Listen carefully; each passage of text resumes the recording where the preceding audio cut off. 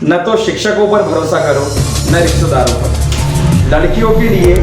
सिर्फ माँ की कोख या कब्र ही सुरक्षित है।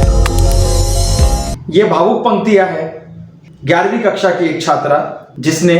चेन्नई के बाहरी इलाके में रहते हुए अपने घर में खुदकुशी कर ली। दोस्तों,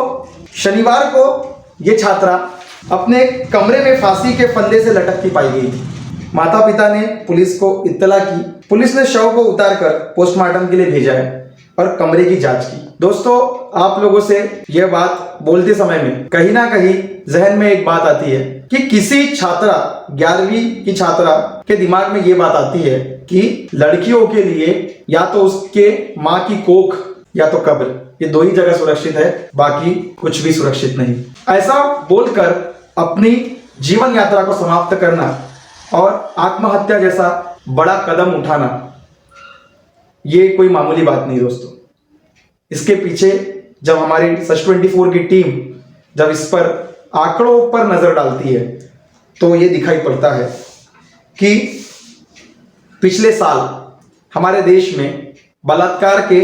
28,046 के आसपास या उससे भी ज़्यादा केसेस दर्ज कराए गए और जो केसेस दर्ज नहीं कराए गए उसकी गिनती अलग है दोस्तों, जिसमें राजस्थान पहले और उत्तर प्रदेश दूसरे नंबर पर है। महिलाओं के खिलाफ किडनैपिंग, उत्पीड़न, दहेज तथा अन्य हिंसाओं के मामलों में पिछले साल के मुकाबले इस साल लगभग 63% से ज्यादा में वृद्धि हुई है दोस्तों। और एक और चीज जिसमें नेशनल क्राइम रिकॉर्ड ब्यूरो का जो रिकॉर्ड है वो रिकॉर्ड ये बोलता है कि 2017 और 2018 में 192 और 107 ऐसे लगभग महिला रेप होने के बाद जो सुसाइड करती है इसके केसेस की बात करती है। एनसीआरबी का जो डेटा है ये भी बताता है कि 2020 में 77 रेप हर रोज हमारे देश में हुआ करते थे और जो कि 2021 में बढ़ चुका है। हमारे देश में हम लोग बात करते हैं कि महिलाओं को समानता, महिलाओं को बराबरी का दर्जा दिया जाए। हमारे देश का आर्टिकल 15 जो संविधान का आर्टिकल 15 है वो हम लोगों को समानता का अधिकार देता है। साथ साथ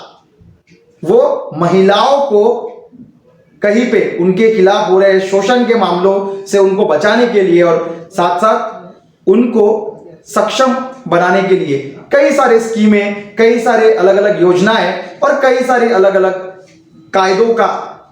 सहारा लिया जा रहा है और कई सारे कायदे बनाए जा रहे हैं। पर चेन्नई की इस छात्रा ने जिस प्रकार यह सुसाइड नोट लिखा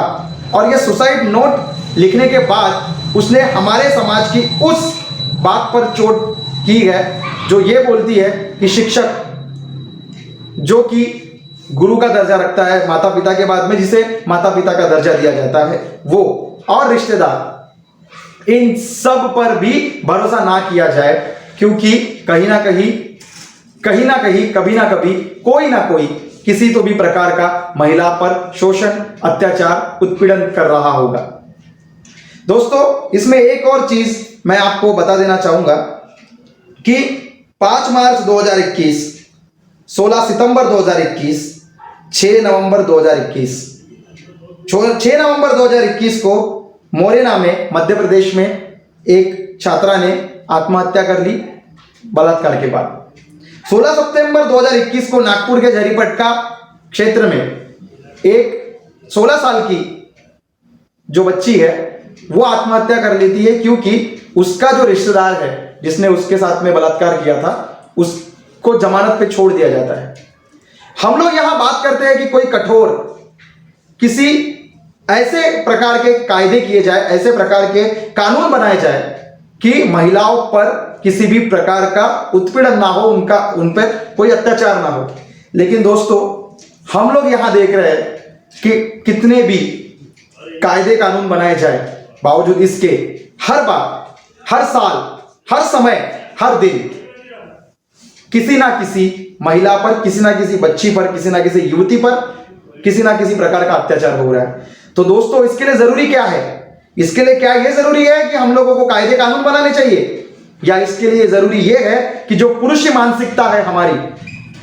हमें वो सीख देनी चाहिए, वो शिक्षा की जरूरत है जो हमें कहीं ना कहीं ये बताएगी कि महिला सिर्फ और सिर्फ भोग की वस्तु नहीं है, वो कहीं ना कहीं उसके साथ में हमें इंसानियत और बराबर का दर्जा हमें उसे देना चाहिए। हमारे चैनल के माध्यम से हम बस यही बात पर रखना चाहते हैं कि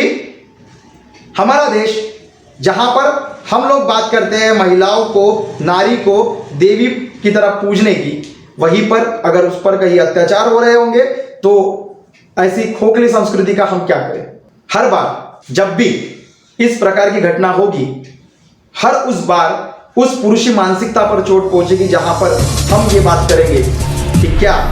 महिलाओं को यहां पर अपने स्वाभिमान के साथ, अपने सम्मान के साथ और अधिकारों के साथ जीने का अधिकार नहीं है, और अगर है तो हमें हमारी मानसिकता बदलकर उन्हें चैन की सांस, खुली हवा में सांस लेने की परमिशन देनी होगी। हमारे वीडियो देखने के लिए लाइक करिए, सब्सक्राइब करिए और कमेंट्स करिए।